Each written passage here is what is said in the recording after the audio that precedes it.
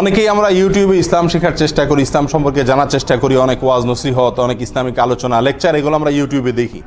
সমস্যা হলো ইউটিউবে শুধুমাত্র ওয়াজ আর লেকচারই আসে না, এখানে দুধের সাথে মদও আসে।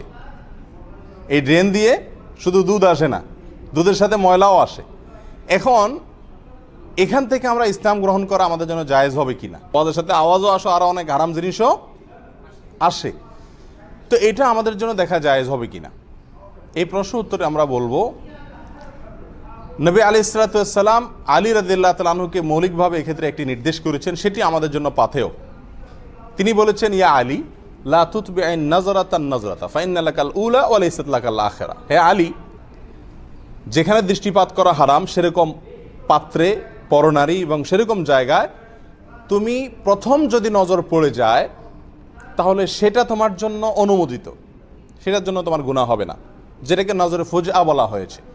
আচমকা হঠাৎ পড়ে গেছে, আপনি ইচ্ছাকৃত দেখেন নাই, কিন্তু এরপরে দ্বিতীয়বার যদি তুমি তাকাও তাহলে সেটার অনুমোদন তোমার নাই, সেটার জন্য তুমি গুনাহগার হবে।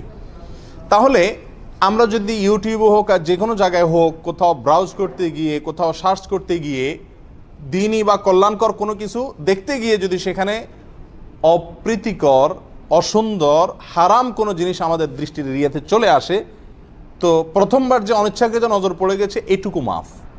এরপরে যদি আমি দ্বিতীয়বার তাকাই সেটা কি হারাম। অনেকে আবার মনে করে দ্বিতীয়বার তাকানো যেহেতু হারাম, অতএব প্রথমবার পড়ে গেছে যেহেতু ভালো করে এক নজরে দেখে নি, কারণ দ্বিতীয়বার আবার দেখা তো যাবে না, প্রথমটা তো জায়েজ। এটা নিজেকে নিজে ধোঁকা দেওয়ার নামান্তর। কারণ প্রথম নজর পড়ার সঙ্গে সঙ্গে নজরকে ফিরিয়ে নিতে হবে। আপনি যদি ওটাকে কন্টিনিউ করেন তাহলে ওটার প্রথম থাকলো না, ওইটা আবার দ্বিতীয় হয়ে গেল। বিধায় ওটা থেকে ফিরে আসতে হবে। যে সমস্ত ভাইয়েরা বোনেরা অনলাইনে আপনার দিন শেখার চেষ্টা করেন কিন্তু গুনাহ থেকে বাঁচার মতো মানসিক এবং ইমানি শক্তি, দৃঢ়তা তার ভিতরে নাই, তিনি ওয়াজ শিখতে গিয়ে আওয়াজের ভিতরে ডুব দিয়ে পড়েন, এরপরে কোত্থেকে কোথায় চলে যান নিজেও হুঁশ থাকে না, এবং নেশা ভিতরে ঢুকে পড়েন, এগুলো দেখতে থাকেন। এরকম যদি হয় তাহলে আপনার জন্য ইউটিউবে অনলাইনে দিন শিখা জায়েজ নাই, জায়েজ নাই, জায়েজ নাই।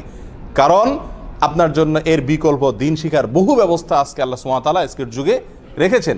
বিধায় যেখানে গেলে আপনি ওষুধের সাথে বিষও খাবেন এই ভয় আছে, তো সেখান থেকে আপনার ওষুধ খাওয়ার অনুমতি আপনার জন্য নাই।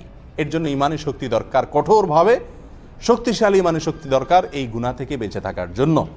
প্রিয় ভাইরা, এক্ষেত্রে একটা জিনিস লক্ষণীয়, সেটা হলো সামাজিক যোগাযোগের মাধ্যম, সেটা ফেসবুক হোক, ইউটিউব হোক, এই সমস্ত জায়গায় একটা খারাপ জিনিস আসলে সেখানে যদি আপনি লাইক বা কমেন্ট বা শেয়ার করেন তাহলে একের পর এক সেগুলো আসতে থাকে। আর যদি এগুলোতে আপনি কোনো টাচ না করেন, নজরকে হেফাজত করেন, 2-4 দিন করার পরে দেখবেন এই জাতীয় আর কোনো কিছু আপনার কাছে আসছে না। আর এছাড়া এগুলো দূর করার পদ্ধতিও আছে, কারোর কাছ থেকে শিখে নেন যে ভাই এই জিনিসগুলো আমি দেখতে চাচ্ছি না, তাহলে কীভাবে কী করব, সেই পদ্ধতিগুলো আছে। নট ইন্টারেস্টেড করে দেন, আমি এটা দেখতে চাচ্ছি না, তাহলে এই জাতীয় জিনিসগুলো আপনার কাছে আসবে না, আস্তে আস্তে সেগুলো আপনার থেকে দূরে সরে যাবে। অনেকে জানেন না, যারা জানেন তাদের কাছ থেকে কী করে নেন, শিখে নেন, তাহলে আপনার আর এই গুনাহে লিপ্ত হওয়ার কি থাকবে না, ভয় বা আশঙ্কা থাকবে না। খারাপ কোনো কিছু দেখলে অনেকে দেখবেন সেখানে মন্তব্যের ঘরে, কমেন্টের ঘরে কমেন্ট করে, ওই কমেন্ট করলে ওই জিনিসগুলো আপনার কাছে আরও বেশি বেশি করে আসবে। আপনি মানুষকে বাঁচানোর চিন্তা পরে করেন, আগে নিজে বাঁচেন।